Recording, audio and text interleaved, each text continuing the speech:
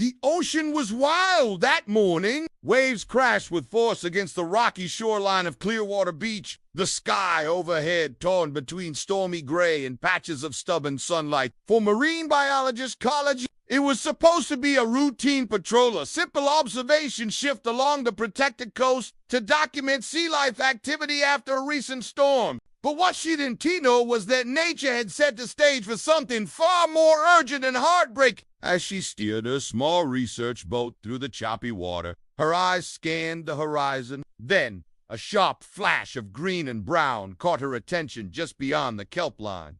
A sea turtle, but it wasn't moving right. Carla narrowed her gaze. The turtle was struggling, its shell partially submerged, flippers flailing in uneven jerks. She cut the engine and drifted closer. That's when she saw its heavy plastic netting twisted tight around the turtle's body, biting into its skin and cutting off its movement. The creature had likely become entangled while swimming near a discarded fishing trap. Now, every attempt to swim only tightened the nylon grip around his limbs. Carla's heart pounded as she reached for her emergency kit. She had rescued sea turtles before, but never in such dangerous water, and never one so deeply entangled. She radioed the Marine Center for backup, but the storm had damaged the channel towers, and her signal crackled with static. Time was slipping fast. The turtle was clearly exhausted, and each wave pushed it closer to jagged rocks, where it could easily be injured or killed. Carla had a choice: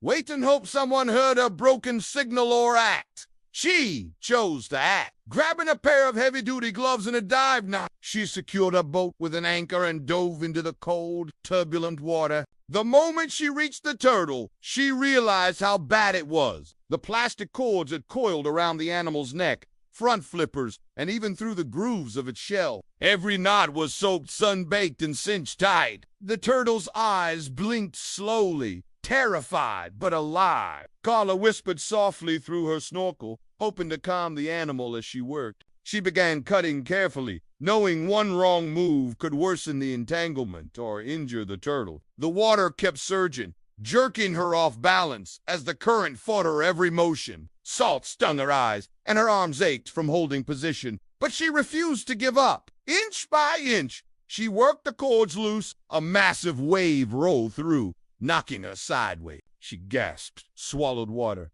and nearly lost grip on her knife. But as she resurfaced, she saw the turtle had flipped belly up, vulnerable and panicked. Adrenaline surged. Carla dove again, flipping the turtle gently, one hand under its shell, the other sawing furiously at the last cord binding its front flipper. Her lungs burned, but she didn't stop. With one final pull, the nylon snapped free. The turtle jolted forward, suddenly unburdened, flapping its flippers weakly as it floated beside her. They both rose to the surface, gasping, one human, one sea creature sharing the breath of relief. Carla wrapped her arms gently around the turtle and guided it toward her boat.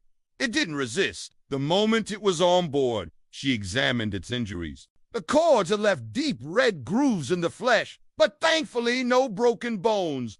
It was bruised, battered, but alive. Carla radioed again, finally reaching a rescue team who dispatched a transport boat. When they arrived 20 minutes later, the sky had begun to clear. Carla sat on the deck, soaked and shaking, with the turtle beside her wrapped in wet towels. The team praised her courage, but she barely heard them. Her eyes were locked on the creature she had just saved. In that moment, everything else faded. She watched the turtle blink once, then rest its head against the towel, trusting her completely. Back at the Marine Rehabilitation Center, the turtle was cleaned, treated, and monitored. Volunteers named it Storm, a tribute to both the weather it survived and the strength it showed. Over the next few weeks, Storm's wounds began to heal. The story of the dramatic sea turtle rescue spread quickly. Videos of Carla diving into the waves to cut the plastic net went viral online. News anchors called her a hero. Children sent drawings of turtles to the rehab center. Donations poured in to support marine wildlife rescue operations. But for Carla, the greatest moment came a month later when Storm was finally strong enough to be released. The same beach where the turtle had nearly died was now filled with people cheering as Carla and her team carried Storm back to the water. She placed the turtle at the shoreline, whispered, "You're free now," and watched as it crawled forward. Then, with a graceful push of its flippers, Storm vanished into the sea, gliding away like a shadow into blue freedom. Carla stood in the surf, tears mixing with salt water, the crowd clapping behind her. That day, one life returned to the wild, thanks to someone who didn't wait for help, didn't back down, and didn't let fear win.